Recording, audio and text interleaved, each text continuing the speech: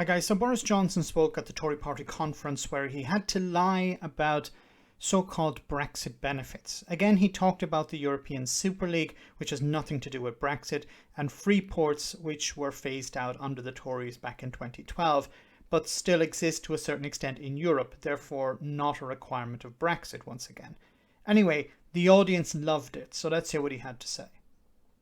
We are going to fix this economy and build back better than ever before. And just as we used our new freedoms to accelerate the vaccine rollout, we're going to use Brexit freedoms to do things differently. We're doing the Borders Bill, we've seen off the European Super League and protected grassroots football. We're doing at least...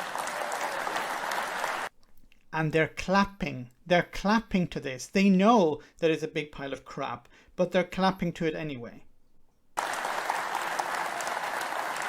We're doing at least 8 free ports, super fertilised loam, in which business will be able to plant new jobs across the UK. And now we're going to go further, not only jettisoning EU rules we don't need anymore, but using new freedoms to improve the way we regulate in the great growth areas of the 21st century as we fulfill our ambition of becoming a science superpower. Gene editing, data management, AI, cyber, quantum, and we're going to be ever more global in our outlook. We've done already 68 free trade deals, including that great free trade deal with our friends in the EU, which they all said was impossible. Nobody said it was impossible. We've said on numerous occasions that if you want a good trade deal, it will take time. But you didn't get a good trade deal. The EU got a good trade deal because you folded.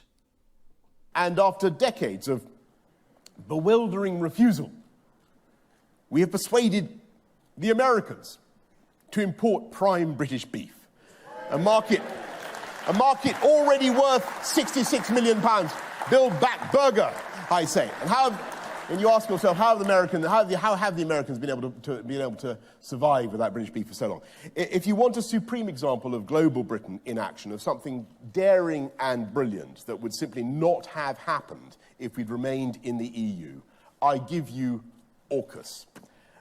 AUKUS, an idea so transparently right that Labour conference voted overwhelmingly against it.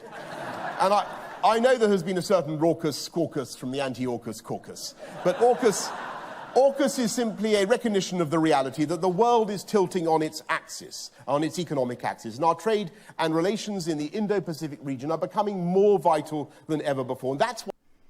So he's talking about here, of course, trying to develop trade with Asia, replace the European Union with Asia, replace the European Union with the United States. And he gave the example of British beef worth £60 million.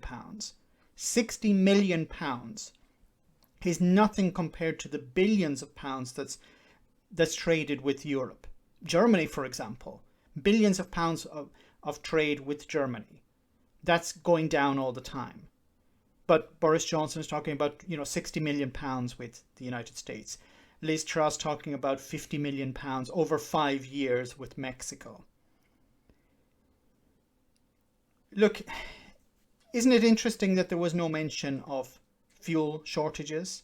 There was no mention of empty supermarket shelves. There was no mention of the consequences of Brexit.